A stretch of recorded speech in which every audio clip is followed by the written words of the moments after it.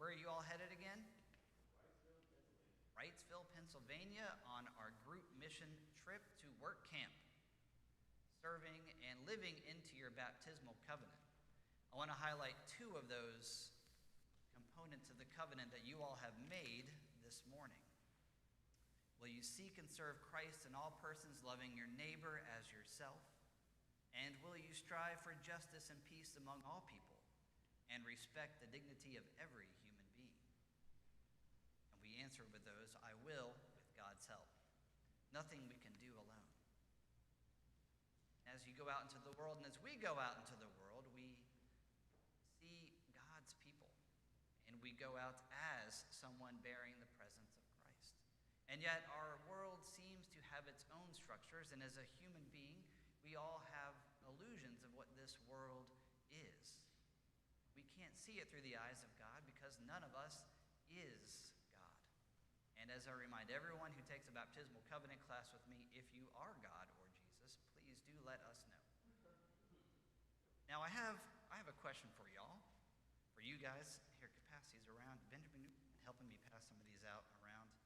Bob, can you grab a few of these? You may have seen these before. Take one, pass it around.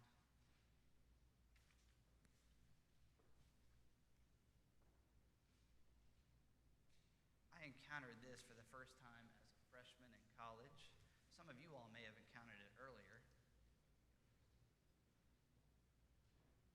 But I'm going to put, of course, our campers on the spotlight this morning in just a moment. I want you to think about a couple things, campers. Which line do you think is longer? Right. You think the second line is longer, the one with the lines going out? So they kind of, the one on the right, if you're holding it? Well, I guess it depends on which way you're holding it. The ones with the lines going out. Okay. Any other guesses which one's longer? Curious. No, you're not going to do it. Any other guesses? Any psych majors in here know what I'm talking about? Anybody know what this is called? The Mueller-Lyer illusion. So guess, anybody know the answer? Have seen this before? All right, Carl, which one is it? It's a trick. They are both the same length. The line in the middle is the same length on both. Our eyes create an illusion. There are oh, Woody, I never gave you one. Sam Rich, you can see what they're talking about. It's an illusion. Our eyes play tricks, and I'm telling you that the one in the middle, they are the same length, and yet we can intellectually understand this, but one still seems to be longer than the other in our eyes. Something of similar thing goes when we can understand intellectually the message the gospel is giving to us, and yet we cannot remove fully our humanity from what we are doing. The illusion of our humanity and the illusion of control in this world will be maintained. It will be difficult to live fully into striving for justice and peace among all people, respecting the dignity of every human being, and recognizing Christ's presence within us. We make these and we say with God's help, and yet part of us, it is very difficult to remove those very human components. But the gospel is no illusion, and our capacity to understand it against social structures is inhibiting. And we hear Paul's language. One of those things that can be an illusion of our social hierarchy. There is no longer Jew or Greek. There is no longer slave or free. There is no longer male or female. For all of you are one in Christ Jesus. All of you are one in Christ Jesus, something that we can intellectually know and understand, and yet our eyes and our way of being in this world as social beings to categorize and structure and provide a hierarchy in our lives inhibits our ability to see this. Now, it should give us a clue of St. Paul, one of the most ardent people that was against Christianity, is fighting for equality of all within this letter to Galatians, then we might start to listen.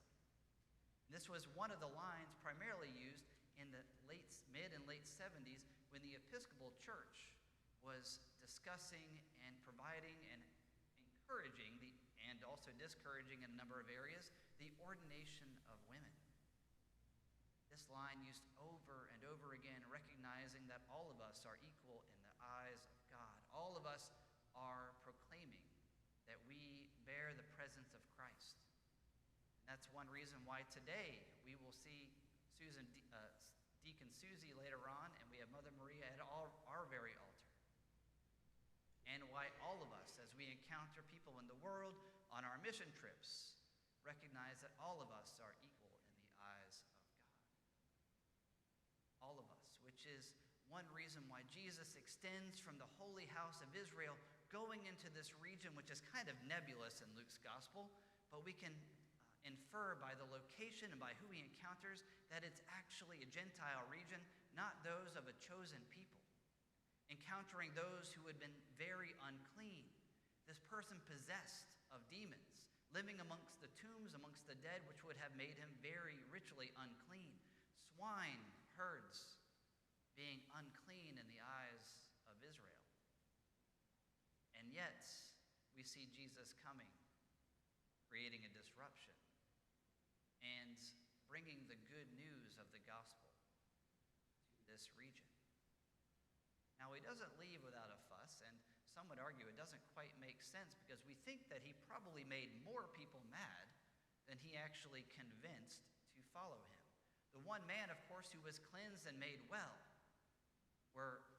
was appreciative and wanted to follow Jesus wherever he went, and Jesus said, "No, I need you to go home and proclaim the good news," which he did. And yet he took away the economic stability of the herdsmen, who did nothing wrong, actually. And he also showed that the people were afraid of him. Who is this that can cast out all of these demons? Jesus upending the social hierarchy and showing God's kingdom and the powers over the demonic and evil powers that we have also testified against in our baptism, to a new and open Gentile region, upending the value structures of that land, upending the value structures of our world. We look too, as Jesus enters our life, proclaiming this news, and we look at what our value is here. You can know that from when you were a baby being baptized here, we've said that you are a beloved child of God. And yet in our world, in our region, we have different value structures placed upon human life. We even, in the legal system, I think there's an actual monetary value based on your life. What are the values that we place? How are we valued? By how much we produce? Grades that we get? Size of an income? Size of our house? Our own health and ability to go out into the world? Or if we can't go out into the world, where is our value? What are the value structures that you feel, the pressure that is on you? Jesus comes in and raises those values down to the ground. And yet, intellectually, we struggle with being able to see through the illusion of control of our humanity. We can't help but see the hierarchy in the world around us. We can't help but see that as human beings. And yet we proclaim a different message, a message that God gave us through Jesus, that all are equal in the eyes of God. That God's justice is equals, treating equals equally. We come before everything in the world this morning. Wars and rumors of wars going on in locations. Folks about to sleep on high school classroom floors, encountering different parts of the world and different people. We come here with a different idea. We first come here. Our baptism and our Eucharist have no as our Eucharistic prayer at this service and at the other one proclaim, there's nothing that we can do to earn God's love. It is given freely. We must accept it. And our Eucharistic prayer at the later service, y'all will hear it when you come back. It'll be in a little bit of a daze next week. It'll be all right. But I have one argument against it where it talks about human gift and human reason, of the gifts of memory, reason, and skill, which make us fully human. Those things are characteristics of being human, but they are not necessary for that. We baptize infants who do not have sufficient agency, the ability to make decisions, and yet they are fully incorporated into the life of Christ. That'll be baby Bennett here in just about an hour and a half.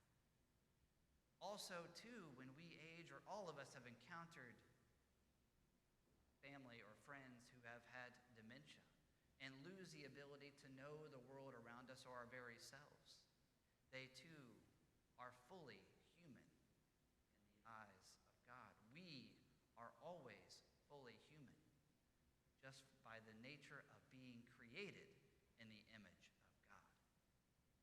So as we remember those two promises that we made in our baptismal covenant and go out on our mission trip out into the world, we acknowledge that we view the world through the illusion of our humanity. And yet we are asked to view the world through the lens, not simply intellectually, but through the lens of the altar where we all come or all receive the Eucharist, kneeling next to each other, where all of those values placed upon us in this world disintegrates, and you are given full value and full love by the grace of God given to all of us freely, and are asked to carry that message into the world. That is not an illusion, but a message of the good news. The same good news that the man who had the legion cast out of him brought home and proclaimed on that evening. Let us all go out into the world